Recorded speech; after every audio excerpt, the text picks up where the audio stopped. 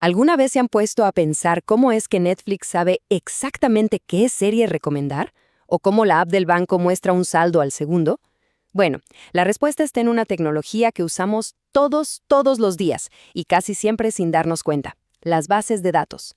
Son literalmente la columna vertebral invisible de nuestro mundo digital.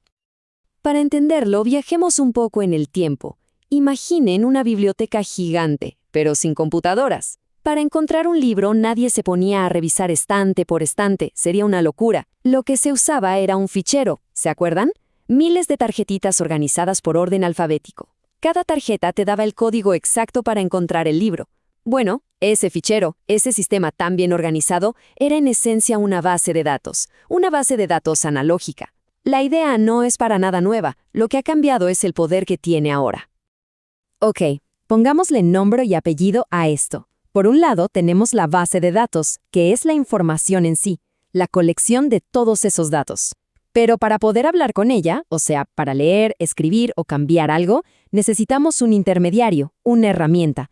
Y ese software es el Sistema de Gestión de Base de Datos, o por sus siglas SGBD. Piénsenlo así, la base de datos es la biblioteca entera, y el SGBD es el bibliotecario que sabe exactamente dónde está cada cosa. Muy bien. Esta es nuestra hoja de ruta para los próximos minutos. Vamos a empezar con lo más básico. Después nos metemos de lleno a explorar los dos grandes universos que dominan hoy en día, SQL y no SQL. Los vamos a comparar y al final veremos cómo todo esto cobra vida en el mundo real, con ejemplos que seguro les van a sonar. ¿Listo? Entremos en materia. ¿Cómo se organiza realmente toda esa información dentro de una base de datos digital? Van a ver que todo se reduce a unos pocos conceptos clave que son súper intuitivos. A ver, la estructura más común es una tabla, muy parecida a lo que veríamos en una hoja de cálculo. Cada columna es lo que llamamos un campo y define un tipo de dato, como nombre o precio. Y cada fila es un registro que representa un único elemento, por ejemplo, esa taza de café. Así de simple, cada registro agrupa toda la información de un solo producto. Fácil, ¿no? Aquí es donde se pone interesante, porque en el mundo real la información no vive en islas. Los productos tienen proveedores, los clientes hacen pedidos y los pedidos tienen productos. Si pusiéramos todos los datos del proveedor en cada fila de nuestra tabla de productos, estaríamos repitiendo la misma información una y otra vez. Y eso no solo es un desperdicio de espacio, es una receta para el desastre, para los errores. Se necesitaba una forma más inteligente de conectar las cosas. Y esa forma más inteligente llegó allá por los años 70, de la mano de un genio llamado Edgar Kadd en IBM. Él propuso lo que se conoce como el modelo relacional, una idea que de verdad fue revolucionaria. Cambió para siempre cómo manejamos los datos y, hasta el día de hoy, es la base de una cantidad enorme de sistemas. El corazón del modelo relacional es este principio, así de claro. La información duplicada, o redundancia como se le dice, no solo gasta espacio. El verdadero problema es que abre la puerta a las inconsistencias. Imaginen que un proveedor cambia su dirección, y esa dirección está copiada en 20 lugares distintos. ¿Qué pasa si al actualizar solo se cambian 19? Se genera un caos de datos. La solución es simple en teoría: registrar cada dato una sola vez. Y aquí viene la magia del sistema. A cada registro de cada tabla se le da un identificador único e irrepetible, su cédula de identidad, por así decirlo. A eso se le llama clave primaria. Por ejemplo, a cada proveedor se le da un ID de proveedor que nadie más tiene. Entonces, en la tabla de productos, en lugar de copiar toda la información del proveedor, simplemente se anota ese ID de proveedor. Esa referencia, ese apunte, es lo que llamamos clave externa. Miren, esto lo deja clarísimo. Esa columna ID proveedor en nuestra tabla de productos funciona como un puntero, una flecha. Nos está diciendo, oye, para saber todos los detalles del proveedor de la taza de café, ve a la tabla de proveedores y busque el registro con la clave primaria S55. Así conectamos los datos, sin duplicar nada. Es elegante, es eficiente. Claro, para poder hablar con estas bases de datos tan estructuradas, se necesitaba un idioma en común. Y ese es SQL. Con SQL podemos darle instrucciones como: junta la tabla de productos con la de proveedores usando estas claves y muéstrame toda la información combinada. Es el lenguaje que le da vida a los datos relacionales. Pero entonces llegó la Web 2.0, las redes sociales, los blogs, todo el contenido que empezamos a generar los usuarios.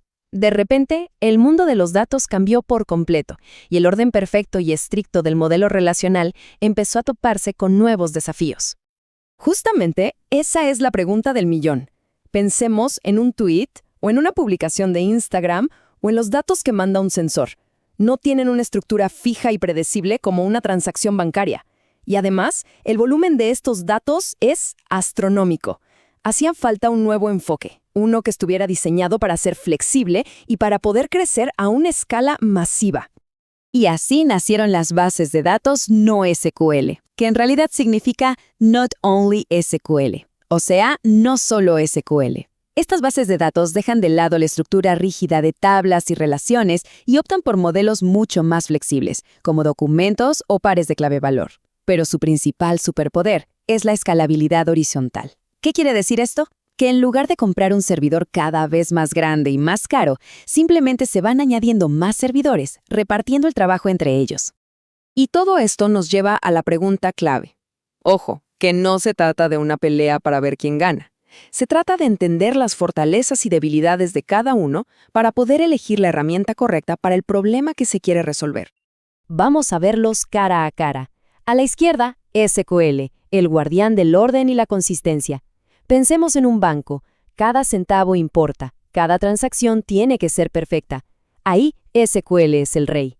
A la derecha, no SQL, el campeón de la flexibilidad y el volumen. Ahora pensemos en el feed de una red social. Millones de actualizaciones por segundo. Aquí lo que importa es la velocidad, mucho más que una estructura súper estricta. Son dos filosofías distintas, dos herramientas para dos tipos de problemas. Bueno, suficiente teoría. Vamos a lo concreto. ¿Qué herramientas específicas se usan allá afuera para construir las aplicaciones que usamos a diario? En el mundo SQL, Postgres es un verdadero peso pesado. Es de código abierto, súper robusto, y se toma muy en serio la integridad de los datos. Cumple con algo llamado ACID, que básicamente garantiza que cada operación sea un todo o nada, o la transacción se completa perfectamente o no deja ningún rastro. Así se asegura que los datos nunca queden en un estado raro o inconsistente.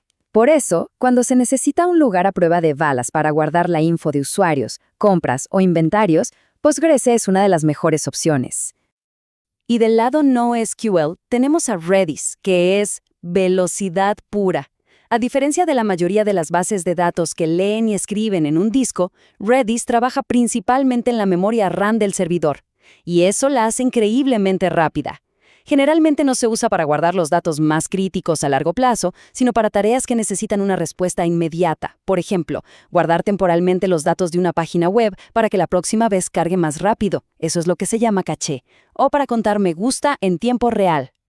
Y aquí está la verdadera lección.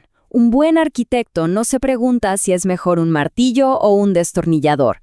Elige la herramienta que necesita para el trabajo que tiene enfrente. De hecho, en el desarrollo moderno, es súper común que una misma aplicación o un flujo de automatización complejo use Postgres para los datos importantes y Redis para acelerar las cosas con un caché. Y eso nos deja con una idea final.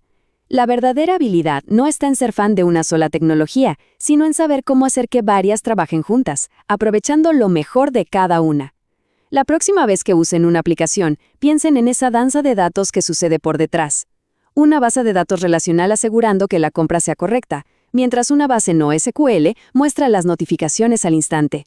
El futuro es híbrido, y la pregunta es, ¿cómo podemos seguir combinando estos poderes para crear cosas aún más increíbles?